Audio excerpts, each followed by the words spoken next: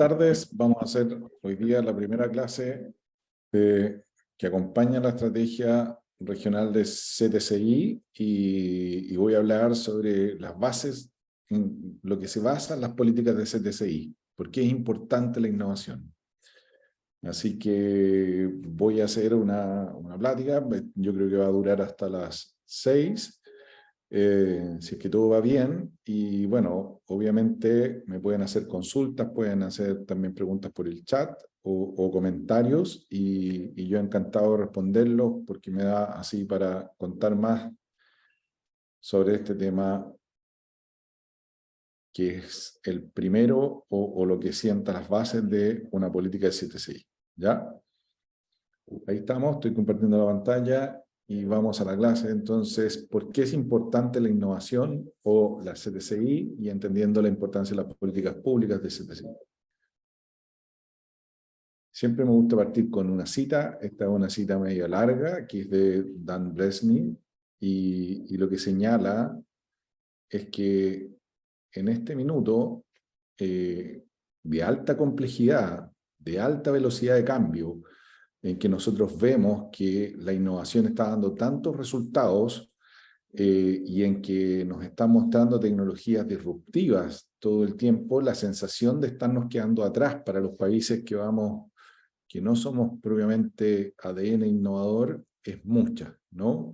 Y podríamos pensar que nos va a pasar un tren por encima. Lo que dice Dan Bresnik es que, contrariamente a eso, hoy día la apertura, la habilitación con tantas tecnologías habilitantes, con tanta innovación que está dando vuelta, con tanto cambio, las oportunidades para los países que están a la cola, los países que van vía en desarrollo, son más porque se abren las cadenas de valor, porque se abren las oportunidades, porque esa velocidad y ese distinto ritmo hace que, si lo hacemos bien, podamos subirnos a muchas más oportunidades que lo que nos ofrecía la innovación integrada o la tecnología integrada de antes. Hoy día hay muchas más posibilidades de participar de la cadena de valor mundial.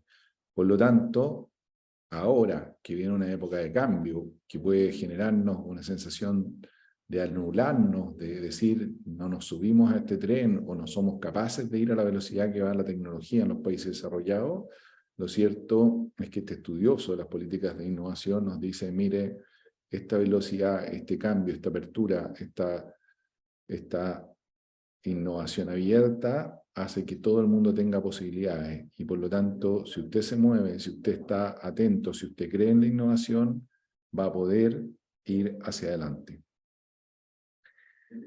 Partamos con eso. ¿Qué es lo primero? ¿Por qué es importante la innovación? Y lo primero, y puse esta foto de los gigantes de la industria, en donde se ve, esto es un programa donde retratan 4 jinetes del progreso o el avance de Estados Unidos a hacer una política, a ser un gran actor, un imperio mundial en tecnología. Y ahí estarían 4 jinetes, está JP Morgan, está Rockefeller, está Vanderbilt y está Carnegie Mellon, ¿sí? Que son los jinetes sobre la industria del petróleo, la industria de la electricidad, la industria del acero y la industria de los trenes, de los ferrocarriles. Y ahí lo puse como ejemplo porque los economistas, a partir del ejemplo de Estados Unidos, ya habían visto cómo se había desarrollado o se venía desarrollando Inglaterra, ¿cierto? Con la primera revolución industrial. Luego habían visto cómo Alemania venía avanzando en base a la química, pero fue muy sorprendente que avanzara Estados Unidos en base a estos 4 temas gigantes, al que después se le puede sumar el automóvil también, ¿no? La electricidad, el petróleo, los trenes y el acero. ¿Por qué? ¿Por qué fue tan sorprendente? Porque Estados Unidos era un continente nuevo, era un continente recién descubierto, era un país que no tenía una cierta historia respecto de los grandes imperios mundiales que habían mandado al mundo, el imperio chino, el imperio persa, el imperio, no sé, de los países del norte de África, o los imperios europeos. Viene un país totalmente nuevo y se convierte en un imperio de tecnología e innovación mundial, después de salir de una guerra civil. Entonces acá es donde los economistas se empiezan a preguntar de qué depende el desarrollo económico, de qué depende que los países sean mejores países, de qué depende que los países les vaya mejor y puedan ofrecer mejores condiciones a los ciudadanos. Entonces, en base a esa pregunta, y obviamente con el ejemplo que tienen del siglo XVIII, dicen algo tiene que ver con la tecnología, ¿sí? Porque estos son nuevos sectores, disrupciones, nuevas cosas. Y ahí es que, ¿por qué se produce el desarrollo económico? Esa es la pregunta, o por qué algunos países son más ricos que otros. Y una primera teoría, ¿cierto?, que reconocemos es al inicio de la Revolución Industrial, a el señor Adam Smith con su libro La riqueza de las naciones, donde se da cuenta que la innovación produce rendimientos crecientes y hace el ejemplo de la fábrica de alfileres. El ejemplo de la fábrica de alfileres lo que dice, y lo que dice Adam Smith en su libro, es que él cree que en esencia a algunos países les va mejor que a otros porque logran economías de escala, economías de ámbito y rendimientos crecientes en la economía. Él ve que en Irlanda, para producir un alfiler, tiene que un herrero ponerse a la tarea de producir un alfiler y con mucho esfuerzo, después de un día de trabajo, logra hacer 5 alfileres. Pero él visita Inglaterra, va a una fábrica de alfileres y ve que una empresa que contrata gente y que tiene una cadena productiva logra hacer 48.000 alfileres diarios. Y entonces dice, aquí hay un algo que hace que la economía rinda más, ¿ya? Y ve el tema de la especialización, la innovación, el aprendizaje, en esta cosa agregada de la economía de volver especialistas y hacer innovación en temas, en puntos específicos. Entonces, la innovación, y esto es el primer dato, 1776, la innovación produce rendimientos crecientes, ¿no? A inicios del siglo XX, y ya con el ejemplo, como decía, de los países que se vienen desarrollando, como Inglaterra, el Imperio Británico, pero luego Alemania, y mirando Estados Unidos, el economista austriaco Joseph Schumpeter, en 1911, en su libro respecto de la riqueza de los países, señala que en el centro del desarrollo, ¿sí?, está el proceso de destrucción creativa. El proceso de destrucción creativa es el hecho esencial del capitalismo, siendo su protagonista central el emprendedor innovador. ¿Por qué dice que se desarrollan los países? Los países se desarrollarían porque reemplazan industrias de baja productividad por industrias de alta productividad. Y en eso hay una destrucción creativa. Es decir, hay que matar sectores que están de baja productividad y reemplazarlo por sectores de alta productividad. Y en eso, y en el ejemplo que se está mostrando ahí, es la iluminación de las ciudades, donde se reemplaza el aceite de ballena por la iluminación en base a petróleo y gas, y luego se reemplaza con la bombilla eléctrica y la electricidad. Y él ve que ahí hay una ganancia tremenda de productividad y que lo que implica es destruir sectores económicos para crear otros con innovación, y que básicamente los protagonistas de ese hecho son los emprendedores innovadores, ¿ya? Es decir, en esencia, es gente, son personas los que son los capaces de crear desarrollo en los países. Estamos a inicios del siglo XX, ya a mediados del siglo XX, otro economista, Robert Solow, genera ya las teorías y se involucra con las teorías de crecimiento endógeno y habla de la productividad total de factores.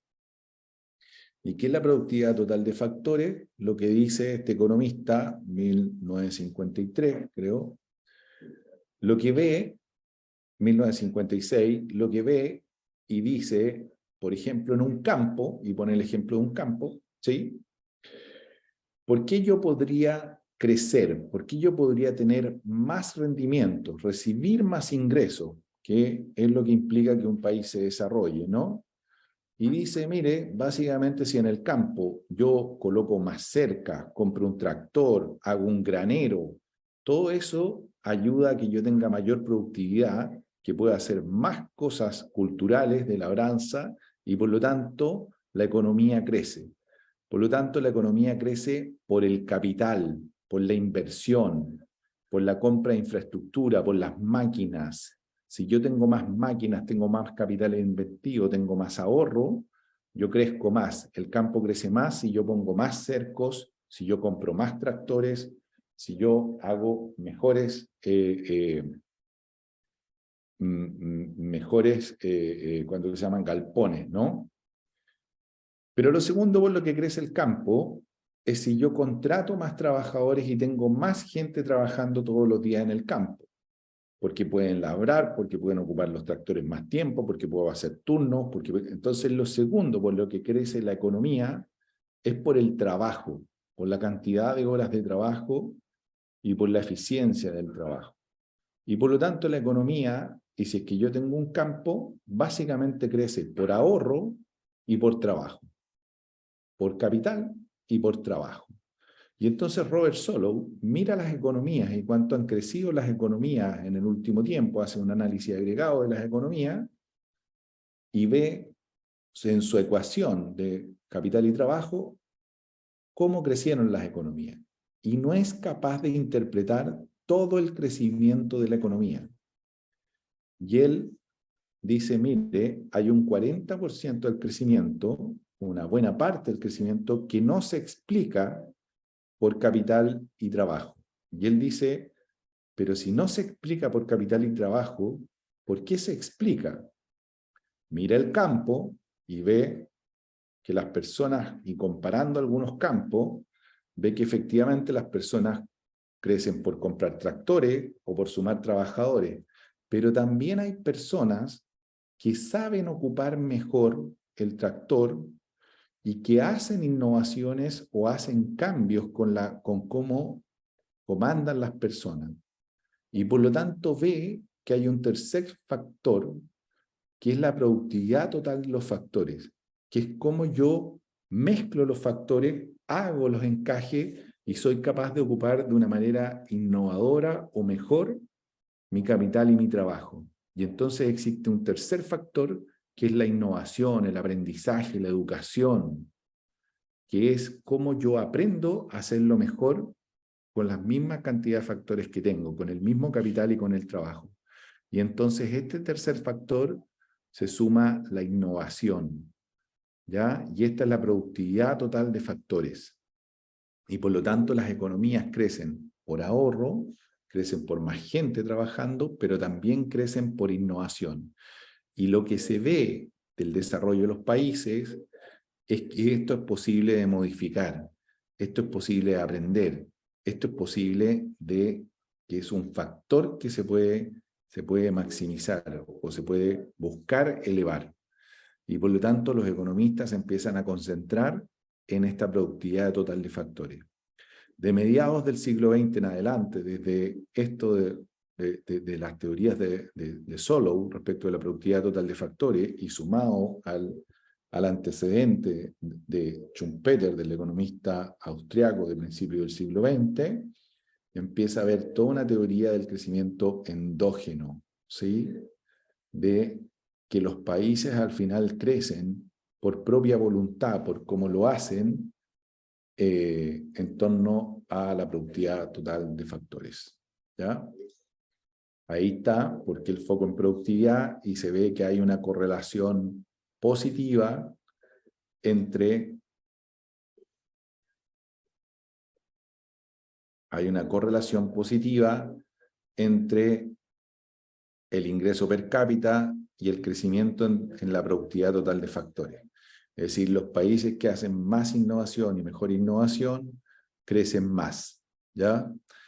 Y se ve que el avance en la productividad total de factores es un factor anterior al crecimiento del per cápita. Es decir, los países no son ricos y después gastan más en innovación, sino que se vuelven ricos porque hacen innovación, ¿ya? ¿Y qué significa crecimiento endógeno? Esto que tocamos, que podríamos decir que nosotros decimos que son las teorías que vienen del profesor Solow. ¿Qué significa crecimiento endógeno? El crecimiento exógeno es que uno crea o cree que los países dependen para crecer del comportamiento de si acceden a un mercado o acceden a una tecnología o una oportunidad. Debemos, lo interpreto con esto, debemos estar atentos a los mercados y a las nuevas tecnologías para tomar la oportunidad de crecer, ¿cierto? Entonces decimos, nosotros nos paramos a esperar y vemos, y si nos llega una oportunidad tecnológica, una oportunidad de mercado, nosotros vamos a crecer, ¿ya? Entonces ahí yo puse entre paréntesis, yo soy capaz, pero no he tenido mi oportunidad, que otros sí han tenido, pero si llega la oportunidad, yo seré rico.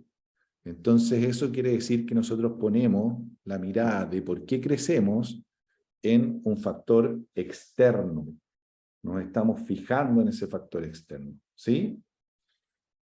Lo que dicen las teorías del crecimiento endógeno es que la suerte se construye. Todo depende cómo yo hago las cosas. El crecimiento depende de nosotros, no de factores externos. Somos dueños de nuestro destino. ¿Por qué es importante esto y por qué es importante el ejemplo de Estados Unidos?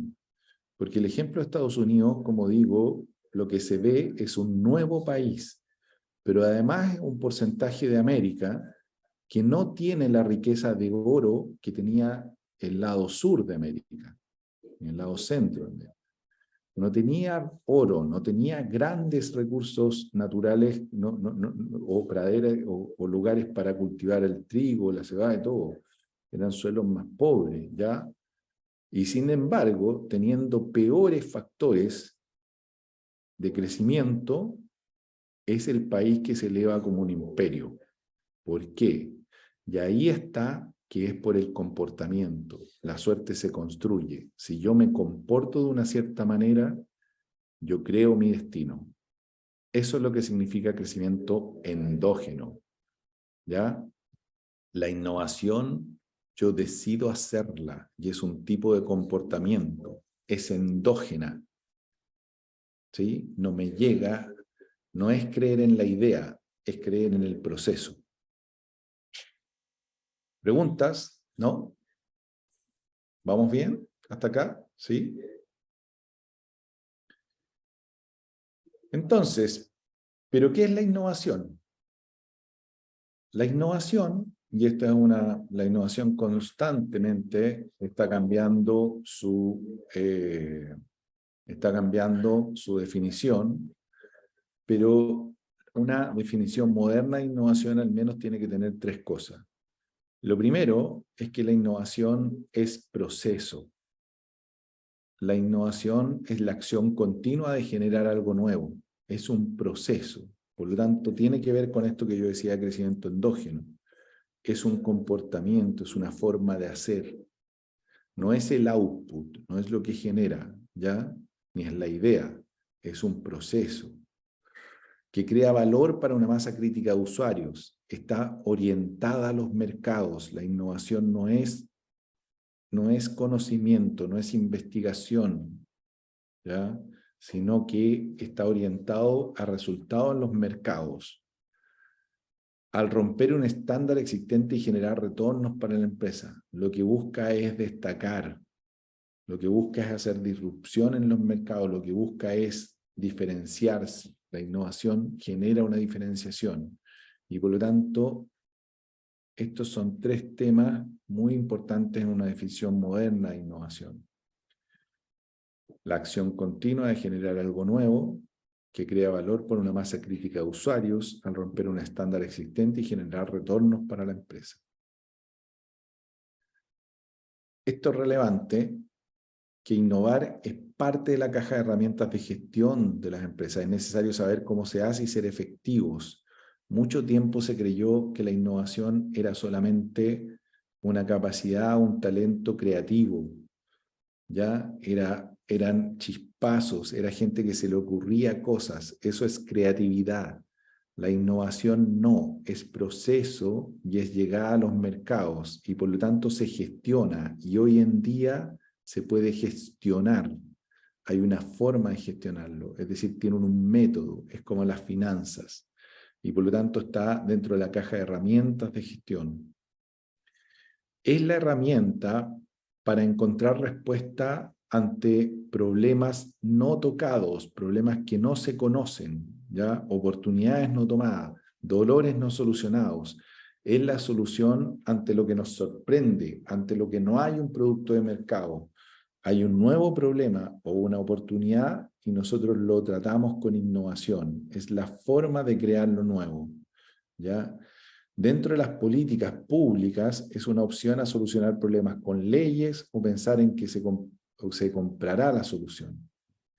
Y es bueno avanzar con innovación, no teniendo seguridades, porque alimenta el conocimiento, involucra a la gente en el hacer, aporta acuerdos, tiene una forma que se llama una forma de la exploración.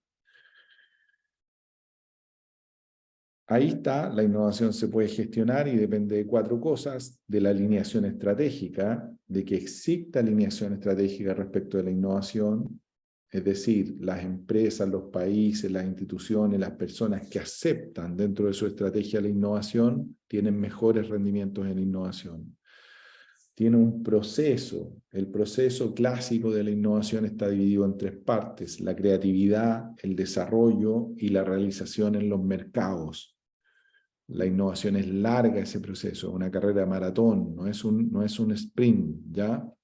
Pero tiene creatividad, desarrollo y realización en los mercados. Y ese proceso se gestiona. ¿Cómo se gestiona? Con el tercer componente que tiene la gestión de la innovación, que es el manejo de las métricas, los indicadores. Si uno a la innovación le pone indicadores, tiene un mucho mejor comportamiento, tiene una mucho mejor eficiencia. La innovación requiere indicadores.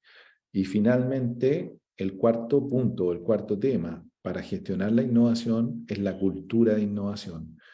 La innovación se ve afectada por la cultura, una cultura pro innovación, una cultura que evita, que no castiga el fracaso, una cultura que sabe de esto, que busca, que lo premia, una cultura que se felicita, una cultura que entiende, es una mejor cultura y aumenta los rendimientos de la innovación. ¿Qué quiero mostrar con esta lámina y con la definición de innovación? Que esto que decíamos, el crecimiento económico, ¿de qué depende? De la productividad total de factores de la innovación. ¿Qué es la innovación? La innovación es un proceso que se gestiona y hay países que lo gestionan mejor y hay países que lo gestionan peor porque no lo saben, ¿sí? Y esta es una capacidad endógena, depende de nosotros migrar a la innovación. Este último tiempo, los últimos 10 años, se ha aprendido mucho en términos de gestión de la innovación. Se ha aprendido muchísimo más que lo que se conocía hace un siglo, ¿sí? Con todo un siglo. Y eso ha producido que hay empresas que saben gestionar la innovación, y pongo aquí como ejemplo las 5 grandes compañías tecnológicas que dominan el mundo y muchas de ellas superan el $1 trillón, ¿ya? $1 trillón. Estas son las empresas más grandes que han existido en el mundo. Nunca existió empresas más grandes que estas. ¿Cuáles son? Apple, una. Alphabet, que es la matriz de Google, luego Microsoft, Amazon, y Facebook. En realidad, Facebook ha bajado un tanto y ahora ingresó hace poco Nvidia, que es la que fabrica procesadores. Y obviamente más atrás viene Tesla y todo el poder corporativo de Elon Musk, ¿no? Pero ¿por qué se está produciendo esto? Porque estas empresas manejan la innovación, gestionan la innovación. Ponerle riendas a la innovación ha hecho un gran diferencial entre quien sabe y quien no sabe, ¿sí? Ahí está. ¿Preguntas? ¿No? Entonces, en esta primera parte, lo que vimos es que para los países es muy importante la innovación porque es el camino a volverse países desarrollados, ¿sí? Del manejo de la innovación depende el paso al desarrollo. Lo segundo que vimos es qué es la innovación. La innovación es un proceso que apunta a los mercados y que busca destacar, y que hoy día se gestiona, se sabe cómo se hace. Ya no es una cosa al vacío, ya no es un mundo de donde no sabemos qué hacer. Hoy día hay gestión de innovación, se sabe cómo ir hacia la innovación. ¿Sí? ¿Preguntas? ¿Alguna pregunta? ¿No? ¿Todo bien? ¿Seguimos? Sí. Perfecto. Vamos entonces. Voy a revisar qué es lo que implican las ideas schumpeterianas, que este es el economista más citado en todos los temas modernos de innovación y de cómo se gestiona la innovación en términos de políticas públicas. Y esto está basado en un artículo de un gran economista que es profesor de Harvard, Aghion, ya, un economista francés, y que revisa las ideas de Schumpeter y que es parte del grupo de los neo-schumpeterianos, que se llaman un grupo. Dicho eso, ¿de qué depende o de qué decía Schumpeter que depende que se instale o que la innovación fluya en las economías? Lo primero, de la inversión en I+D y el correcto funcionamiento de los mercados, ¿ya? Es decir, hay que invertir en I+D, hay que invertir en conocimiento, hay que invertir en ciencia y tecnología y luego dejar funcionar a los mercados. Lo segundo es entender que hay un ecosistema adecuado de empresas grandes y pequeñas, que las empresas son distintas, que es una ecología de empresas, y que deben haber empresas grandes como pequeñas. No significa que una sea mejor que la otra, sino que cumplen distintos roles en esta ecología necesaria para la innovación. Lo tercero, que los países que quieran abrazar la innovación y que sea importante para su desarrollo, deben tener políticas expansoras de oportunidades, instituciones claras y con reglas constantes. Es decir, deben ser países bajo una estructura democrática de oportunidades, ¿ya? Y lo cuarto, hay que ponerle atención a las oleadas tecnológicas, las políticas públicas que son en favor del ingreso de nuevas tecnologías. Estos son los 4 principios de las políticas públicas basados en Schumpeter: inversión en I+D y correcto funcionamiento de los mercados, un ecosistema adecuado de empresas grandes y pequeñas, políticas expansoras de oportunidades, instituciones claras y con reglas constantes y atención a las oleadas tecnológicas. Vamos al detalle de esto. Inversión en I+D y correcto funcionamiento de los mercados. Lo primero que ve Schumpeter es que hay que invertir en I+D. Los mercados por sí solos no producen el nivel de conocimiento que genera innovación disruptiva, ¿sí? Si tuviéramos que decir cuál es una analogía para explicarlo, es como que yo dijera, hay un pueblo que vive cerca de un lago y vive de la pesca. Por lo tanto, hay años en que salen mucha pesca y peces como trofeos, grandes y gordos, ¿no? Y hay años donde hay poca pesca y salen peces delgados. Entonces, en vista de esto y que el pueblo no quiere pasar años malos y quiere pasar años buenos, se le pide a los científicos del pueblo que expliquen por qué pasa eso. ¿Por qué a veces sale pesca relevante, trofeo, grande, y hay años que sale pesca mala, delgada, insuficiente? Los científicos estudian el río, o el lago en este caso, y ven que hay un río que alimenta el lago. Entonces dicen, mire, lo que pasa es que ese río recorre las montañas, salta sobre las piedras, recoge lo que escurre de la lluvia de los cerros, y hay años en que llueve más y en que se produce una cierta ecología que hace que el río salte más por volumen, salte más en las piedras y capta más oxígeno, pero además al golpear más en las piedras y ser más turbulento, saca de las piedras mejores nutrientes, nitrógeno, fósforo, y el suelo le entrega más nutrientes. Por lo tanto, en los años lluviosos, el río entrega más oxígeno, más nutrientes, los cuales alimentan a la masa de peces, los peces crecen más, son más grandes, y hay más peces, sobreviven más peces también, porque hay más oxígeno y más nutrientes. ¿Cuál es la analogía con la innovación, la ciencia, tecnología y la tecnología? Es que la inversión en I+D es la constante que entra a la economía de los países, y cuando hay más inversión en educación, más inversión en I+D, más inversión en habilitantes para la innovación, entonces se crean mayores y mejores sectores económicos que vendrían a ser los peces. Y esos peces alimentan mejor a la gente. Si usted invierte más en I+D, más en innovación, más en educación, usted hace que los sectores económicos que se empiezan a crear sean mejores sectores económicos, de mayor productividad, mejor distribuidos los salarios, con mejor capacidad de exportación, y por lo tanto al pueblo le va mejor. ¿Sí? Entonces, ese es el rol de la inversión en I+D, crear mejores condiciones.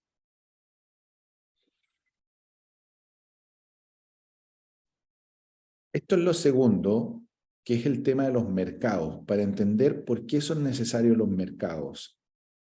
Este es el ejemplo de la penicilina. En el año 1928, el señor Fleming descubre la penicilina. En realidad, ¿qué es lo que hace? Deja un cultivo en unas placas Petri que tenía en su laboratorio, se va 3 días y cuando vuelve, el cultivo se ha contaminado con los hongos Penicillium. Cuando los mira a la luz por la ventana, se da cuenta que las bacterias se han muerto alrededor del hongo Penicillium. Y escribe 2 hojas donde dice, mire, el hongo Penicillium tiene propiedades antibióticas. El año 28 se publica el paper, él tiene, no sé, una publicación más que tiene, pero no se vuelve nada de famoso, porque esto no tiene mucha relevancia, ¿sí? Y por lo tanto el mundo no cambia, nadie se cura, no hay ningún acceso a antibióticos, sino que es un descubrimiento, una investigación científica. Eso es ciencia. Segundo, el año 36 más o menos, unos científicos también de la Universidad de Cambridge, la misma de Fleming, piensan que esto se puede volver una tecnología y que yo puedo cultivar el hongo Penicillium y sacar el principio activo del hongo Penicillium y ocuparlo para bajar la carga bacteriana de las heridas de las personas. ¿Sí? Empiezan a investigar, ven todo lo del hongo Penicillium y finalmente generan una tecnología para cultivar y sacar el principio activo del hongo Penicillium, y es una tecnología en estado sólido, en cultivo en sólido, que hace que el año 41, ya desarrollada la tecnología, se pueda inyectar por primera vez penicilina a un humano, ¿no? A un policía en particular del Reino Unido. Pero la dosis vale $1.000.000 la dosis. Y por lo tanto, no hay impacto porque es muy caro. Es una tecnología que no es posible expandirla a alta velocidad en el mundo porque es muy caro expandirla. ¿Sí? Empieza la Segunda Guerra Mundial. Esta tecnología se lleva a Estados Unidos porque Estados Unidos, para ingresar a la Segunda Guerra Mundial, pide llevarse muchas de las patentes, la investigación científica y todo hacia Estados Unidos, y hacen un desafío para ver cómo poder hacer innovación en torno a esto, ciencia y tecnología. Y se hace un desafío y ya sale del ámbito científico y académico, y en realidad una industria, un sector económico, dice esto es muy fácil, lo que hay que hacer es pasar del estado de cultivo sólido al estado de cultivo en líquido, y dicen, y eso nosotros lo sabemos hacer y lo sabemos hacer bien, son los fabricantes de cerveza, que la cerveza son hongos que se reproducen en fase líquida, hacen este cambio con el hongo Penicillium, lo pasan a cultivo en líquido, y eso es posible filtrarlo después, por lo tanto baja dramáticamente el costo de producir una ampolla de penicilina, y el año 46 se saca como un producto comercial de mercado a $0.50 la ampolla de penicilina. Y con esto revoluciona el mundo, cambia el mundo, y se expanden las cirugías, se expande la medicina, se expande todo, ¿cierto?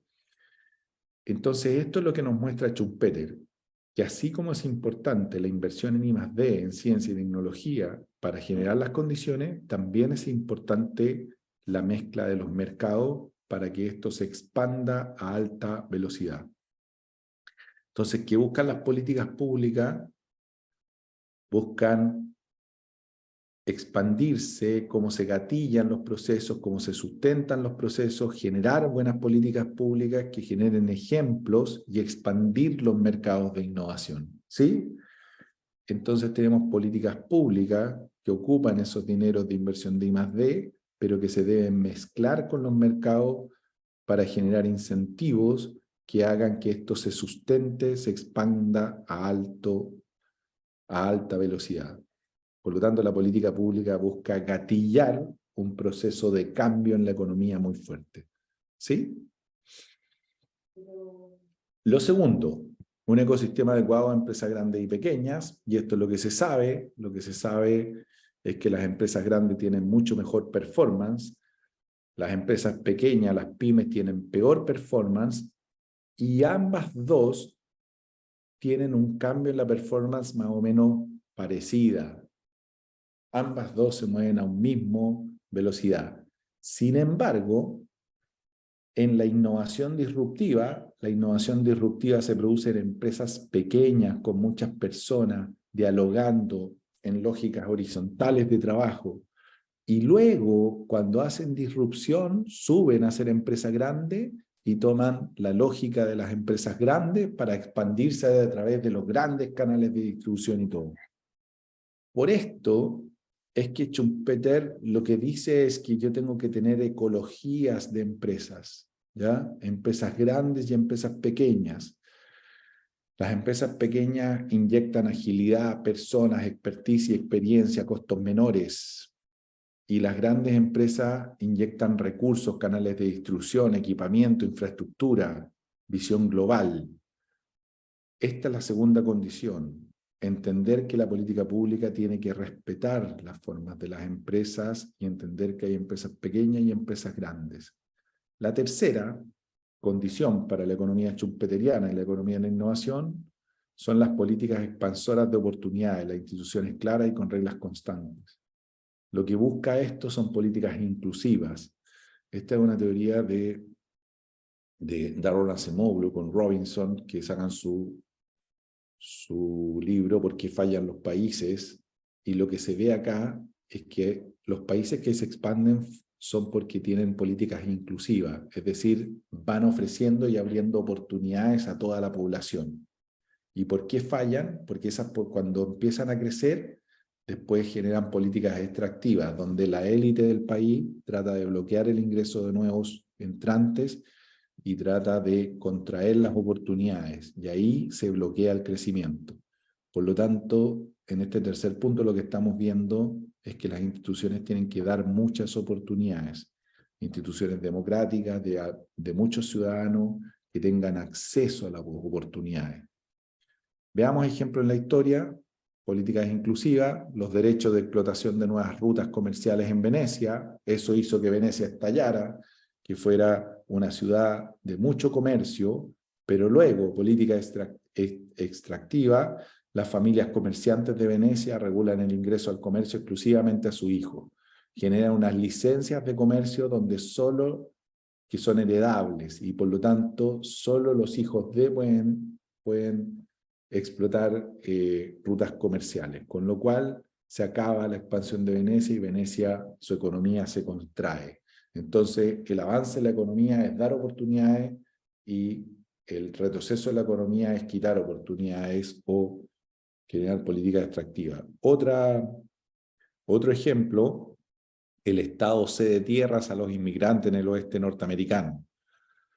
Política extractiva, la monarquía regula los derechos de explotar las tierras para los nobles en Europa. Es decir, en Estados Unidos se regalaron las tierras y se expandió el país muy rápidamente y se generaron muchas oportunidades y se generó que Estados Unidos finalmente fuera un imperio, ¿no? Y en cambio en Europa se siguió con la lógica monárquica donde los derechos de propiedad de la tierra pertenecían solo a los nobles, no la economía feudal. Y por lo tanto esa economía contraía contraía la expansión y el crecimiento y el desarrollo.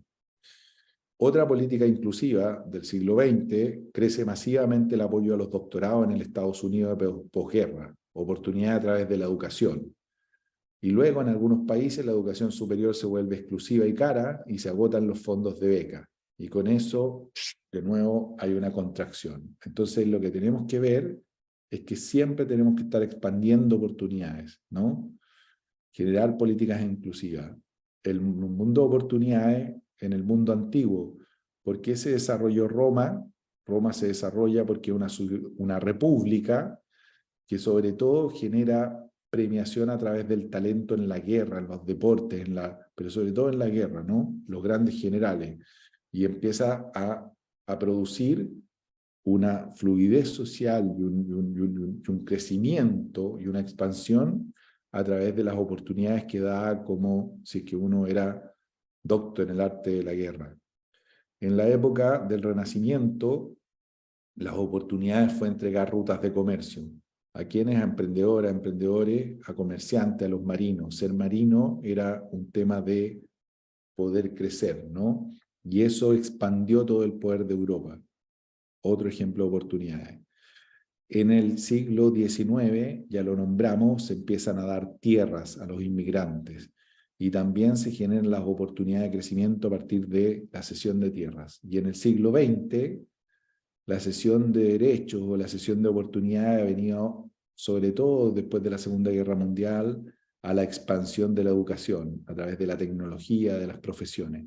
Y por lo tanto, esa es la entrega de oportunidades, ¿ya? Los países entonces que entregan condiciones democráticas, invitan al talento, dan más educación, expanden las oportunidades, son países que crecen, y los países que restringen esto decrecen. Ahí está el ejemplo de los viajes de los migrantes en el oeste americano, que fue una de las grandes revoluciones en términos de oportunidad en el mundo, y que a estas oportunidades la innovación puede acceder cualquiera. Los hermanos Wright, pioneros de la aviación, los que crearon todo el tema de la aviación, no fue con los mejores técnicos ni el mayor financiamiento, ni ellos tenían redes poderosas en su inicio, y sin embargo el avión fue primero. Y este es un buen ejemplo porque Harvard tenía un proyecto dependiente de un profesor de Harvard muy prestigioso con las mejores redes y no hizo volar nunca el avión. ¿Sí? Entonces hay que entender que la expansión de oportunidades es el camino. Y no hay que creer nunca que la innovación se da en las mejores condiciones para los ricos y todo. No. Son las clases medias emergentes buscando oportunidades, ¿ya? Y esta es la tercera condición. Las condiciones institucionales de las oportunidades. Una economía más diversificada, basada en conocimiento, es más justa, promete mejores salarios, el desarrollo se alcanza a través de la innovación. Y este es el dibujo del árbol de expansión máxima de los sectores económicos, el árbol de complejidad de César Hidalgo, ¿no? Que lo que dice es que cuando uno expande las oportunidades, expande la complejidad, y esto lo hace proactivamente a través de política, con innovación, ciencia y tecnología, es cuando la sociedad alcanza su mayor complejidad, y al alcanzar su mayor complejidad es cuando genera la mayor cantidad de riqueza. Y finalmente, las políticas públicas de ciencia y tecnología tienen que poner atención a las oleadas tecnológicas y debe generar políticas públicas en favor de las nuevas tecnologías. ¿Qué son las oleadas tecnológicas? Lo que tienen en el centro es lo que se llaman las General Purpose Technologies, que es GPT. Es un nombre que es el que hace la disrupción en los sectores económicos. Son tecnologías que cambian todo el mundo, cambian transversalmente el mundo. Y estas tienen una fase de instalación y una fase de expansión. Primero se instalan, parece que nada estuviera cambiando, y luego en la fase de expansión, todos los negocios, todas las cosas que se hacen, se montan en esta tecnología, y con eso cambian todas las condiciones del mundo. ¿Ya? Probablemente el ChatGPT tiene que ver con esto, General Purpose Technologies o alguna cosa así, porque es demasiada la coincidencia, ¿no? Pero estos son los caballos de batalla de las oleadas tecnológicas. Estos son los ciclos de innovación. Ahí está el dibujo, la primera oleada, la segunda oleada, cuáles son las tecnologías que lleva adentro y cada cuánto se están dando, ¿no? Hay gente que dice que estas oleadas se producen cada 40, 60 años, y hay gente que dice que estas oleadas se están acelerando y que por lo tanto en realidad la primera oleada se demoró 60 años, pero ahora las oleadas se demoran 30 años, ¿no? Y lo más relevante del estudio de esto es que, y les pongo el ejemplo del emperador chino, es que cuando un país no se sube a una oleada tecnológica, se deprime. A inicios del siglo XIX, China era un imperio más complejo y más completo que Inglaterra, que el imperio británico. Pero empezó la oleada tecnológica ligada a los ferrocarriles, y China decidió no subirse a la tecnología de los ferrocarriles. El emperador decidió no ser tecnológico, no avanzar en tecnología. Y lo que hizo fue que el imperio británico avanzó, se volvió muy poderoso con armas, con todo, y China en cambio se volvió débil, y luego vino la guerra, le pasaron por encima a China y lo volvieron un país pobre después de haber sido un imperio. Entonces, no subirse a las oleadas tecnológicas es muy peligroso para los países, ¿ya? China le ha costado 200 años recuperarse. ¿Y qué es lo que se hace para subirse a las oleadas tecnológicas? Es habilitar la población, como decíamos en la economía schumpeteriana, abrir las oportunidades a emprendedoras, a emprendedores, a través de torneos, de desafíos, y generando un ecosistema. Y esto es lo que captura las oportunidades. No son los países, no son las instituciones, son las personas, ¿ya? Y por eso es tan importante el tercer punto, que las oportunidades tienen que ser inclusivas y tienen que abrirse a las personas. Ahí está China, que justamente es el ejemplo a seguir en este minuto de cómo esta vez se subió a todas las oleadas tecnológicas, y de hecho está liderando muchas de las oleadas tecnológicas que van a cambiar el mundo en los próximos años. ¿Ya? ¿Estamos bien? Y ahora vamos a la finalización del por qué la innovación es importante y las políticas públicas. Y lo que vamos a ver es que las políticas públicas de innovación se vienen conversando posteriores a la Segunda Guerra Mundial. Se vienen desarrollando, entendiendo mucho cómo se expande la tecnología, qué es lo que pasa, Estados Unidos como líder, y luego los países asiáticos que empiezan a dominar todo el tema de innovación a partir de los años 70, 80, y sobre todo a través de Japón, la expansión de los tigres asiáticos que se llama. Y una primera teoría de política pública ya más moderna viene de la mano del señor Chris Freeman, que en una consultoría, una asesoría a Japón, dice que la innovación depende de sistemas nacionales de innovación. Y este es un cuerpo formal, una estructura formal que invierte en I+D y que tiene dos pilares, el sistema industrial y el sistema académico, el sistema de conocimiento. Y al lado tiene el sistema político. Y esto es lo que se llama la triple hélice. la alianza entre lo público, lo privado y lo académico, en lo que se llama un sistema nacional de innovación. Esta es teoría de los años 80 que se expande en los 90. Hacia el año 2000, en los 90, lo que se creía es que uno evolucionaba en la política, que la política generaba aprendizaje y se iba desde políticas que eran políticas de subsidios transversales, ¿no? Muy en la teoría monetarista, neoclásica, y hacia política más estratégica, ¿no? Teniéndole mucho miedo a la política estratégica y del involucramiento con los mercados, ¿no?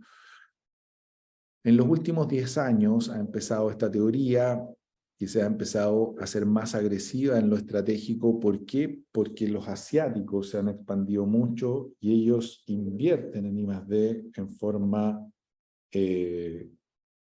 no necesariamente de mercado, sino que hacen inversión estratégica en I+D. Y aquí hay una economista que es la señora Mariana Mazzucato, que ve que el Estado no tiene una lógica económica concreta para invertir y que la inversión en I+D muchas veces viene por no componentes de mercado y que va generando un impacto sobre el que se monta el privado, pero hay una raíz de conocimiento que viene de una inversión del Estado y por lo tanto dice, esto no pasa sin Estado y el Estado es el real emprendedor.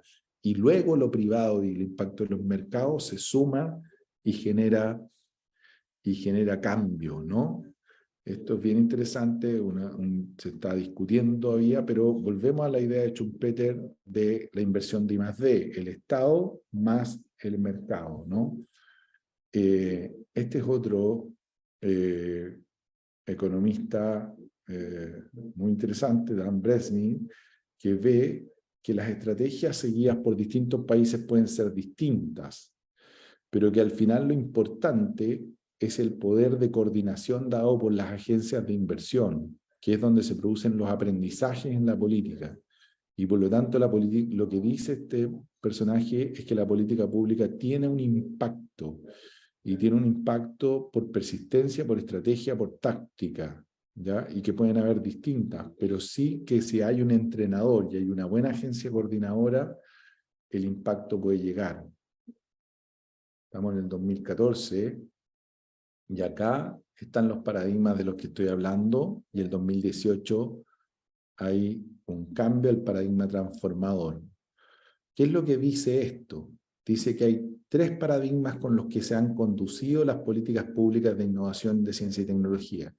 El primer paradigma, muy presente en los 80, en los 90 y sobre todo con la expansión de lo que se llamó el consenso de Washington, donde los economistas creían que la macroeconomía era la que generaba las condiciones, el paradigma era solucionar fallas de mercado. Es decir, la innovación no se da porque los mercados no funcionan bien en un estado, pero hay que solucionar esas fallas de mercado y eso va a hacer surgir la innovación. Lo que hay detrás de esto es decir que los mercados siempre van generando la solución óptima, ¿ya? Y por lo tanto intervenir el mercado, quitar el mercado, lo que hace es que nosotros quitamos bienestar social, nos gastamos dinero y recursos de los contribuyentes en menor bienestar social. Entonces, lo que trata de hacer es intervenir lo menos posible y dejar que funcionen los mercados. Sin embargo, los países que se desarrollaron no siguieron ese paradigma y ningún país se desarrolló solo solucionando las fallas de mercado. Y eso ha sido un problema. Entonces, el segundo paradigma muy presente de los 90 en adelante, sobre todo al inicio del siglo XXI, es el paradigma de estimular la competitividad, de los clústeres, de la especialización inteligente también. Y que al final lo que hacen los países es competir. Y lo que necesitamos entender es cómo se compite en los sectores económicos. Y que los caballos con que nosotros corremos esta carrera hacia el desarrollo son nuestros sectores económicos. Y sobre esos sectores económicos nosotros tenemos que ir generando innovación. Y esto es lo que se llaman las industrias tractoras que nos van a llevar al desarrollo. Pero el punto es que la mayor parte de los países que llegó al desarrollo no llegó sobre caballos antiguos, sino que llegó sobre nuevos caballos, sobre emprendimiento, sobre nuevos sectores económicos, que era un poco la destrucción de creativa de Schumpeter.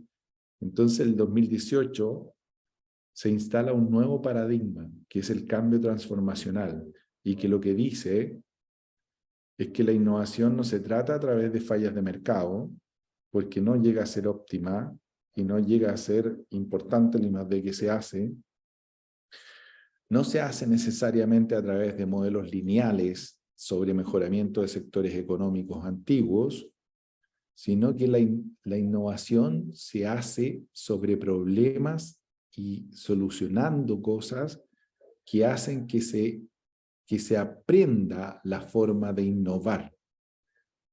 Y que si yo tengo algo que es realmente relevante y que me enseña la forma de innovar y volvemos a un país, a un territorio más innovador, que sabe hacer cambio transformador, que sabe hacer innovación, la teoría de lo endógeno, entonces eso se puede replicar para cualquier cosa. Y que en realidad las políticas públicas de ciencia, tecnología e innovación lo que tienen que buscar es hacer buena innovación. No ser competitivas, no resolver fallas de mercado, sino que ponerse temas sobre los cuales actuar y hacer innovación de calidad. Y este es el tercer paradigma que hoy día se está instalando en todas las políticas públicas. Y este paradigma viene de la mano de estos discursos de las misiones, que serían los temas a elegir para, para ser exitosos en temas y traspasar esas capacidades de innovación, y los ecosistemas, que serían estas redes ampliadas, que están, yo diría, superpuestas sobre los sistemas nacionales de innovación, que son más informales, y que es toda la gente que está haciendo innovación, que está generando relaciones y que está generando progreso en torno a la ciencia, tecnología, conocimiento e innovación, a través de un sistema que es complejo, relacional y orientado. Eso, en resumen, lo que hemos visto es que la innovación es importante porque es lo que hace crecer y desarrollar a las economías. Lo segundo es que la innovación hoy día se gestiona, existen mecanismos para gestionar la innovación. Y lo tercero es que las políticas públicas han pasado de creer que hay que solucionar las fallas de mercado, a creer que hay que ser competitivo, a finalmente creer que lo que hay que aprender es cómo innovar. Con eso estoy terminando, creo que estuve más o menos a tiempo. Gonzalo, ¿todo bien? Sí, estamos justo. Si hubiese alguna pregunta, no sé. Ya, gracias Gonzalo Rueda ahí que me está Oye, haciendo sí, y ahí seguimiento. quizás comentar que esto igual lo grabamos y vamos a dejar el material que revisó Inti en el portal de la web para que lo puedan revisar. Víctor Mora levantó la mano. Víctor, ¿sí? Hola Inti, Hola, ¿cómo estás? bien, bien. Oye, bueno, felicitaciones. Es un paquete bastante comprimido y súper interesante, muy claro. Eh, pero me quedan dos ideas o inquietudes dando vuelta. Uno, ¿por qué en las políticas públicas en Chile no aparece la gestión del talento? En muchas partes se focaliza hacia temas de que quienes generan el cambio o quienes movilizan o quienes son el motor de ese cambio son las personas, ¿verdad? La iniciativa privada, las ganas de hacer cosas, el construir tu sueño. ¿Por qué no aparece la gestión del talento? Si en el Lo que fondo pasa es que, no está en la academia, está en todos lados. mira, en realidad en todas las políticas es el tema porque efectivamente, de hecho, es tan así que en la teoría de Stanford, por así decirlo, respecto a los ecosistemas, dicen que en realidad las políticas públicas en lo que se tienen que fijar no es en los proyectos, sino que en quienes tocan con los proyectos y cuánto conocimiento y aprendizaje se llevan esas personas, ¿ya? Porque dijimos varias cosas. Una, si te fijaste, dije, mira, las oleadas tecnológicas se aprovechan a través de emprendedores o emprendedoras, de personas, no de instituciones. El vehículo son las personas, y esto es lo que se llama talento, ¿ya? En las políticas públicas de innovación.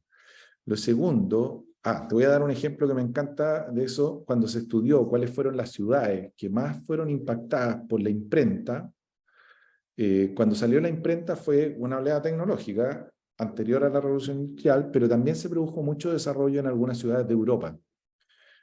Y cuando se vio, o cuando, esto es en la primera Revolución Industrial, estoy puro, no en la imprenta, en la Revolución Industrial. Entonces se vio cuáles fueron las ciudades que se fueron más impactadas por el avance de la primera Revolución Industrial.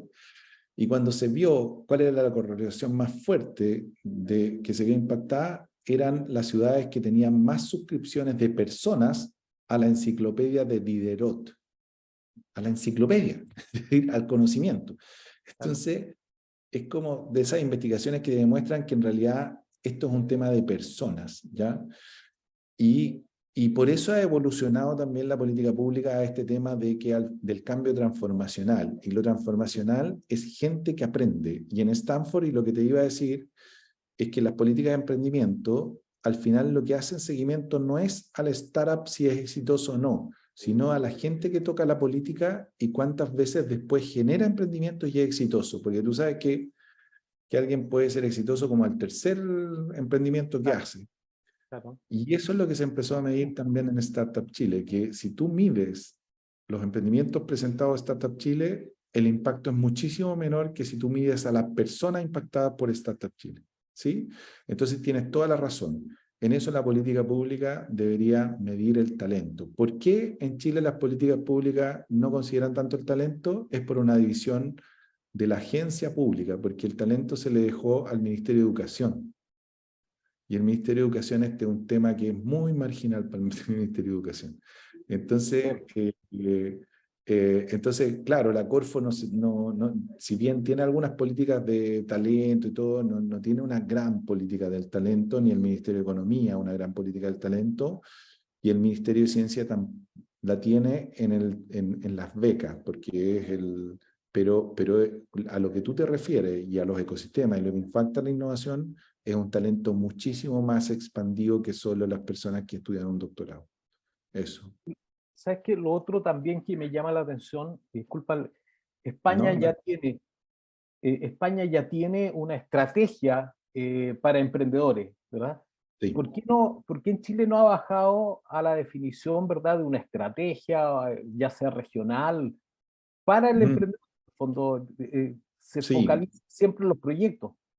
mira, lo que pasa es que ahí la idea era que esto se hace a través de los ecosistemas y se hace a través de muchos temas de capacitación. Ahora, el gasto en Chile en I+D es bajísimo, ¿ya? Entonces, y en esto, la política de emprendimiento en Chile es una de las que rankea muy alto en el mundo. Es decir, es de las mejor evaluadas y de hecho Chile es referencia en emprendimiento en el mundo. Y ha tenido unos logros impresionantes. Si tú ves, Chile hace 15 años atrás no tenía es decir, el único unicornio que había y medio así como que la gente lo discute era el de las piscinas gigantescas de Crystal Lagoons, ¿no? Claro. Y hoy día ya tiene como 4 unicornios y vienen como 8 por detrás o 20 por detrás. Entonces, han sido muy exitosas las políticas, pero aún son excesivamente centralizadas, tienen baja capacidad, han ido invirtiendo menos, a pesar de ser exitosas, están invirtiendo menos, y obviamente en regiones, en el tema de la expansión de la educación, no ha sido consistente con el avance. Uno podría esperar que esta cuestión fuera avanzando. Ahora, otro tema es la educación, que la educación tiene que ir a la par de la política de innovación. Si tú ves, hay 2 países que salieron al mismo tiempo, se suscribieron a la Comunidad Europea. Salieron de condiciones de dictadura y todo, y de bajas condiciones, y de repente se suscriben a la Comunidad Europea. Irlanda y Portugal, al mismo tiempo. Portugal con una muy mala educación, o mala educación, y Irlanda con muy buena educación. Bueno, la performance de Irlanda cuando toma las políticas de la Comunidad Europea es uno de los 3 países más ricos del mundo. Y en cambio Portugal a media altura. Es decir, lo que tú dices es totalmente cierto. La educación tiene que ir y el tema del talento tiene que ir, está súper demostrado y acá en Chile no van a la par porque hay una división burocrática en eso. ¿Sí? Súper claro. Gracias, Listo. Inti. Vale. Estamos en la hora, ¿no? ¿Sí? Sí. Oye, yo les agradezco y van a seguir otras capacitaciones, así que esperar que se puedan sumar y van a quedar grabadas y con material complementario. ¿Ya? Eso. Gracias Vale, a muchas gracias. los que asistieron. Vale. Gracias. Listo. Chao, Saludos chao, de nos vemos. Chao, Ya, que que estén estén mal, bien. saludos, que estén bien. Chao, Chao. chao.